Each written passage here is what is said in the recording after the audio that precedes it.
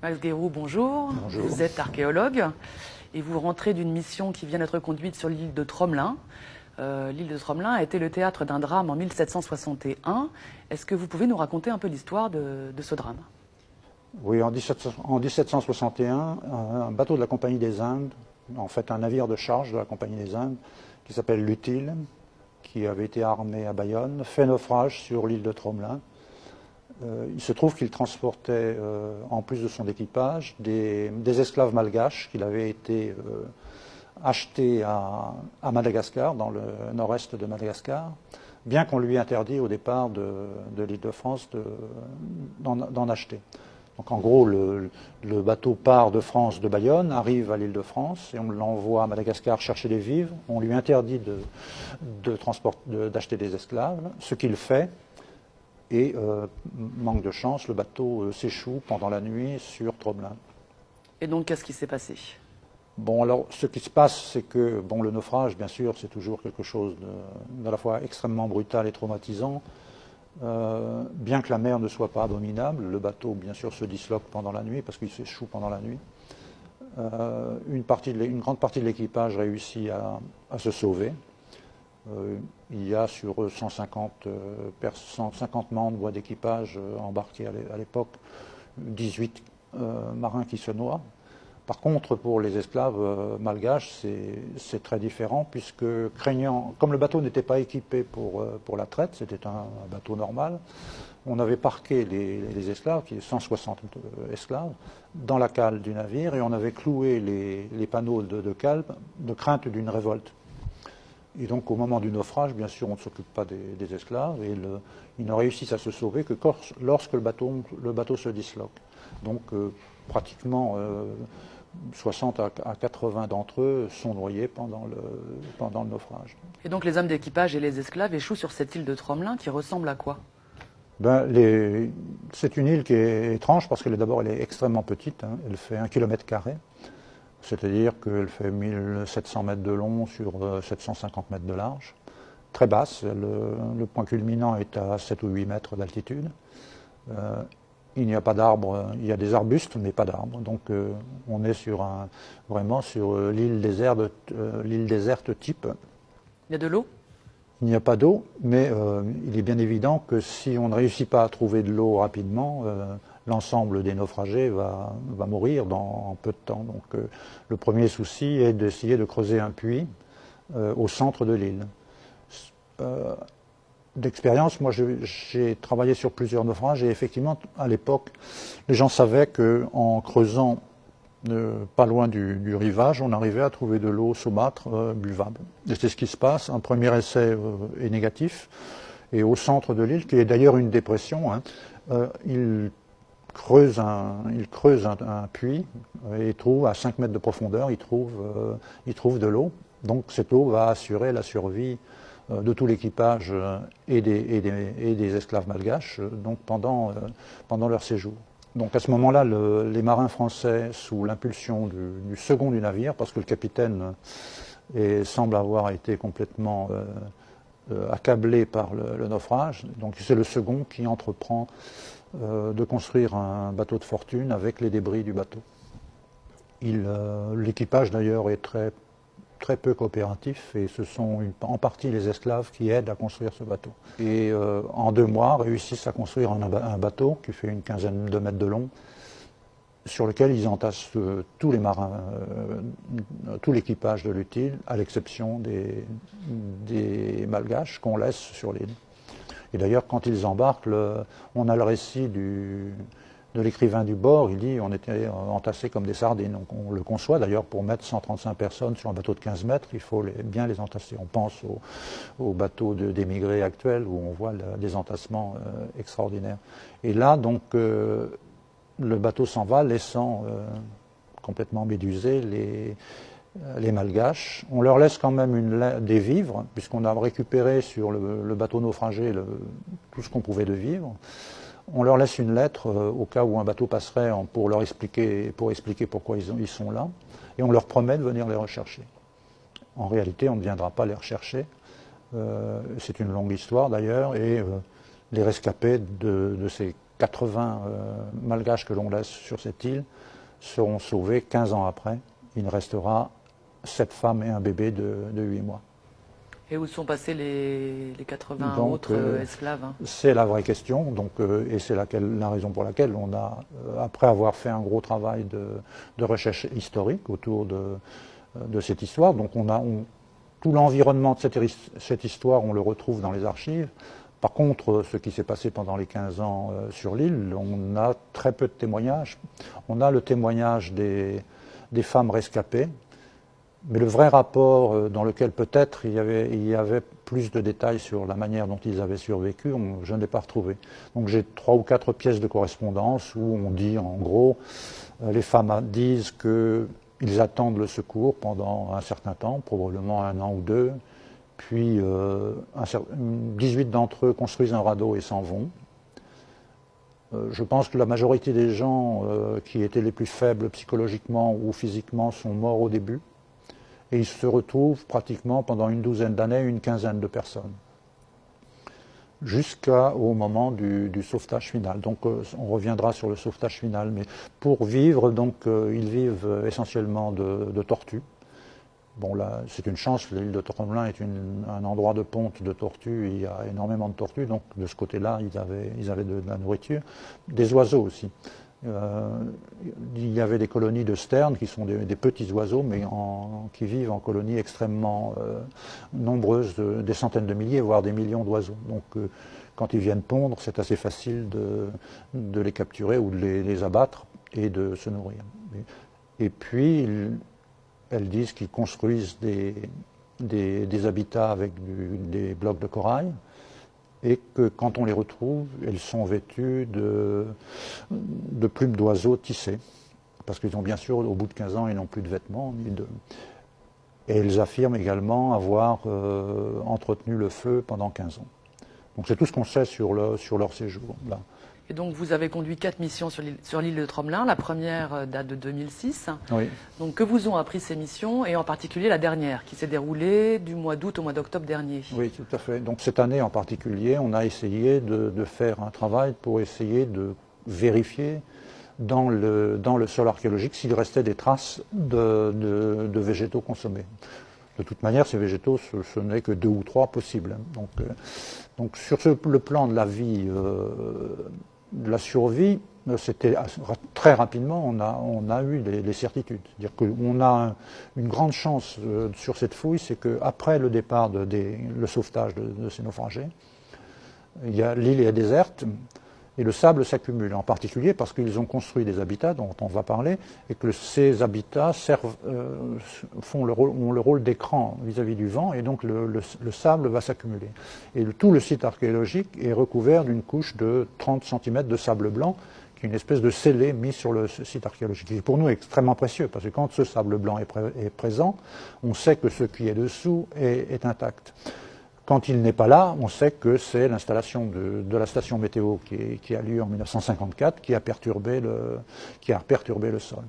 Pour nous, c'est très très intéressant parce qu'on est sûr, quand il y a le sable blanc, on est sûr que ce qui est dessous date d'avant 1776.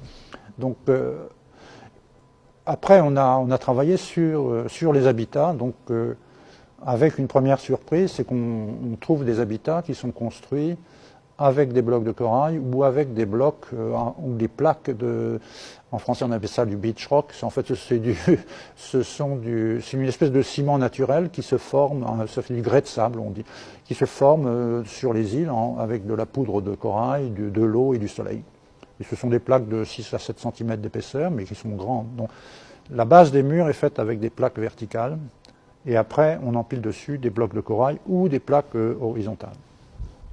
Alors ce qui est surprenant, c'est que, venant de Malgaches, construire un habitat en pierre est totalement improbable. À l'époque, il y a des interdits royaux qui interdisent de construire les maisons en pierre parce que la pierre est réservée aux tombeaux.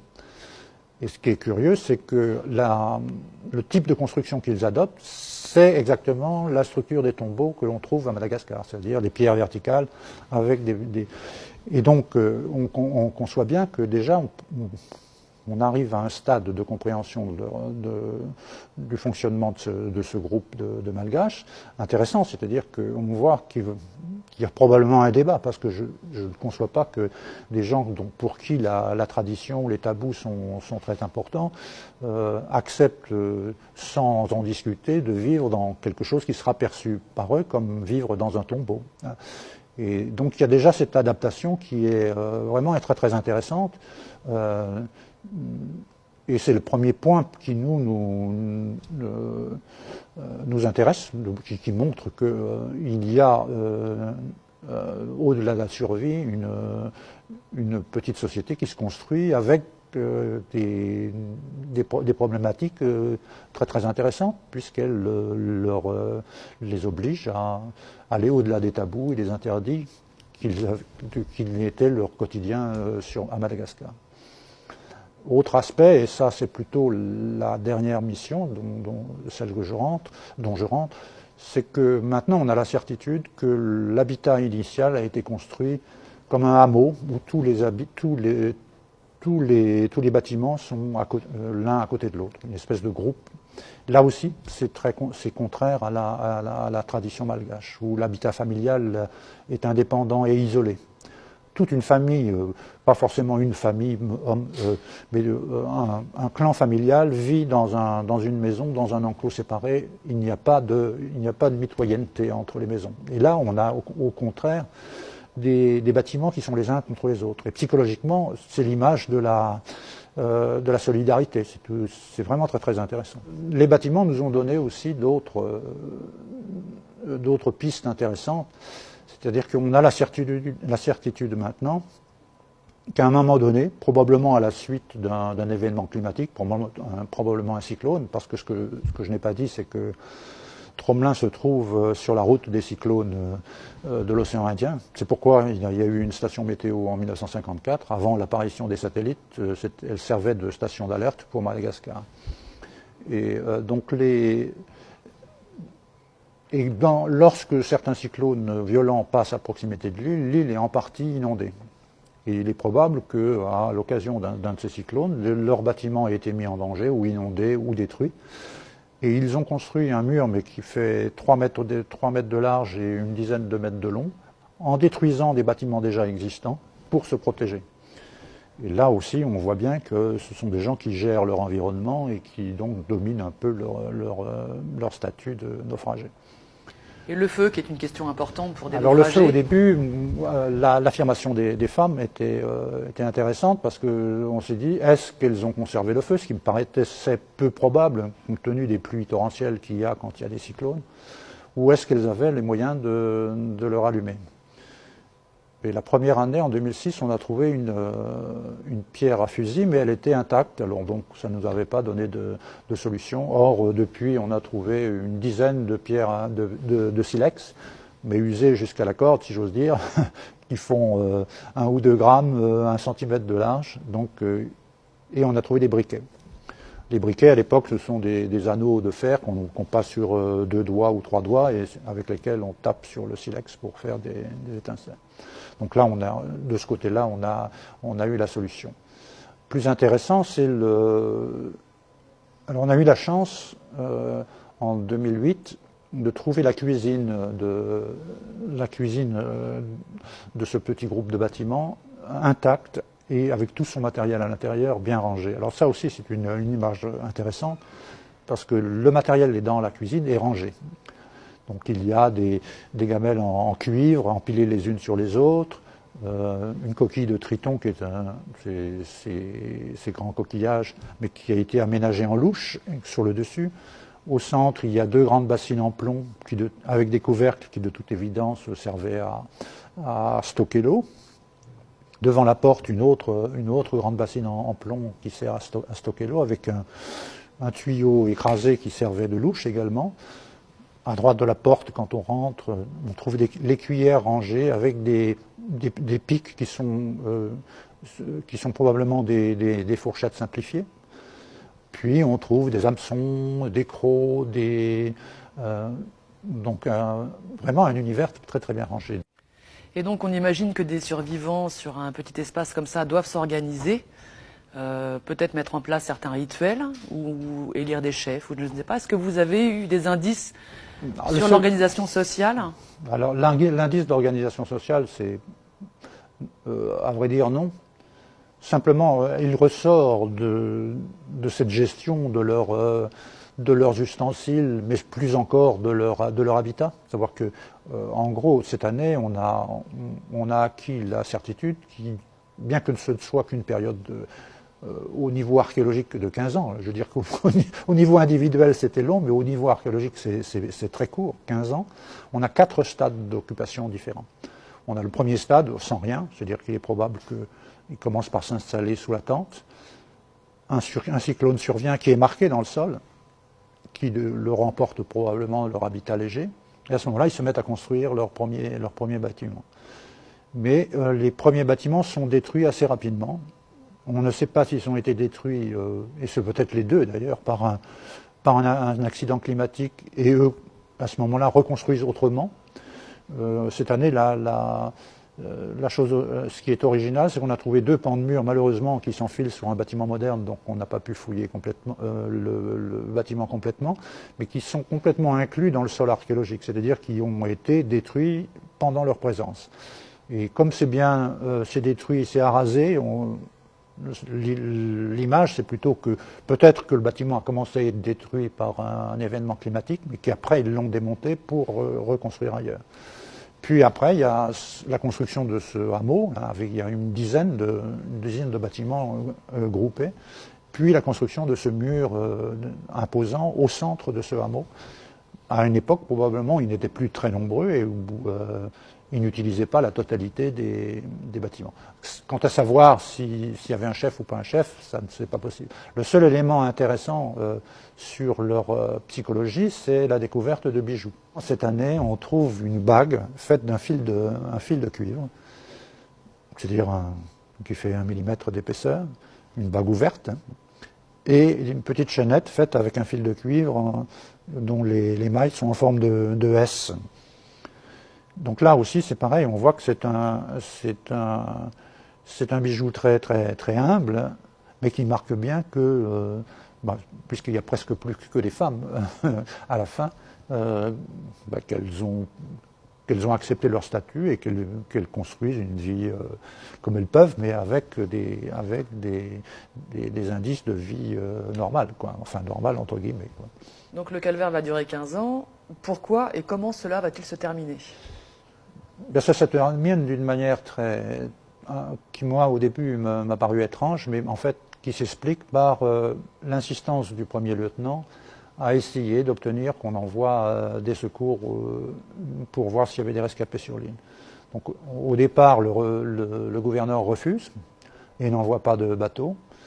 Et il se trouve que 11 ans après, donc l'idée ne l'a pas quitté, le premier lieutenant s'adresse au ministre de la Marine en disant « Je vous écris par humanité, il faudrait absolument envoyer un bateau pour vérifier qu'il n'y a pas de rescapés sur l'île de Tromelin. » Et apparemment, le ministre va accepter de considérer l'affaire, demande un rapport, et probablement, mais ça je n'ai pas retrouvé encore, mais donne des ordres pour qu'on envoie un bateau pour voir s'il y a des rescapés.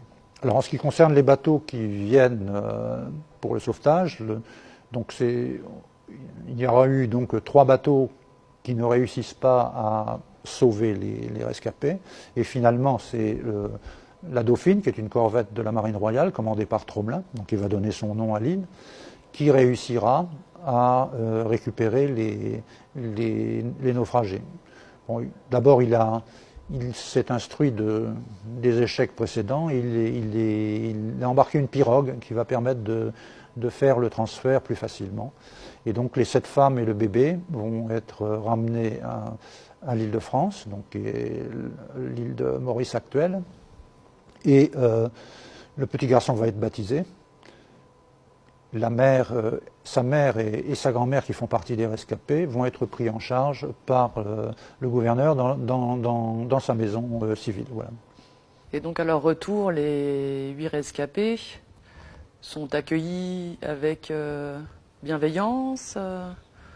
Plutôt, oui. D'abord, ce qui est assez extraordinaire, c'est que j'ai retrouvé le certificat de baptême du petit garçon, qui s'appelle bien sûr Moïse, et qui a le nom du gouverneur, le prénom du gouverneur. Donc le gouverneur prend en charge dans sa maison civile le bébé, sa mère et la grand-mère. Et sur ce certificat de baptême, on apprend que la mère est bien sûr, les esclaves sont systématiquement débaptisés, donc ils ont un nom malgache, mais quand ils arrivent, on oublie le nom malgache et on leur donne un nom. Elle s'appelle Ève. Et la grand-mère est baptisée Dauphine du nom qui les a sauvés. Donc voilà l'histoire du sauvetage qui n'est pas inintéressante. Et donc on propose aux femmes de les ramener à Madagascar et elles refusent. Et ça se comprend, c'est-à-dire que d'une part, elles n'ont aucune envie de retourner dans un circuit où elles risquent de nouveau d'être esclaves, mais surtout, à Madagascar, c'est une infamie, c'est-à-dire avoir la marque ou être perçu comme un esclave, c'est être rejeté dans la société, donc elles ne veulent pas retourner à Madagascar. Et donc où ces femmes vont-elles aller vivre? Elles vont rester à l'île de France, qui est l'île Maurice actuelle. Donc j'ai dit le bébé, la mère et la grand-mère dans la maison du gouverneur, et les autres, je pense, vont être employés comme quasi-esclaves, parce qu'elles ne seront pas esclaves, mais elles sont affranchies, et leur statut est un statut de domestique ou quelque chose comme ça. Du point de vue de la généalogie, il y a un événement important, c'est-à-dire qu'un jour, je reçois un email d'une jeune femme, qui habitait en France d'ailleurs, et qui me dit « Est-ce qu'un esclave peut porter le nom du bateau qui l'a transporté ?» Alors j'ai dit, je ne sais pas, mais dans notre cas, bien que ce ne soit pas un navire négrier, la grand-mère est baptisée du nom du bateau qui l'a ramené. Je dis, mais pourquoi vous me demandez, vous posez cette question? Il me dit, parce que ma grand-mère s'appelle Lutile, qui est le nom du bateau qui a fait naufrage. Et effectivement, elle était apparemment... Elle posait ses questions avec beaucoup de discrétion, des petites phrases, et elle ne s'étendait pas beaucoup sur la question. Mais on réussit à échanger pendant une demi-douzaine de messages.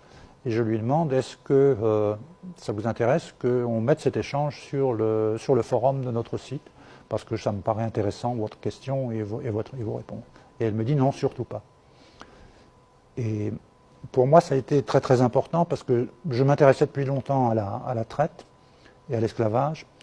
Et pour la première fois, j'avais vraiment une vraie raison de travailler, à essayer d'élucider, de parler de ça.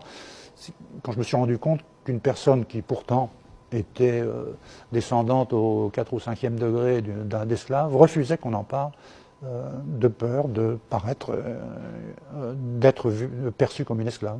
La même réaction d'ailleurs que les femmes à qui on propose de retourner à Madagascar. Et donc 300 ans plus tard, on a la même réaction. Donc, ce qui m'a motivé de plus en plus pour continuer dans cette voie-là. Je crois qu'il y a une vraie raison de continuer à parler de l'esclavage sans parler de problèmes politiques ou de victimisation de population. C'est bien pour redonner aux gens qui ont ces réticences la parole et la possibilité d'accepter qu'ils sont descendants d'esclaves.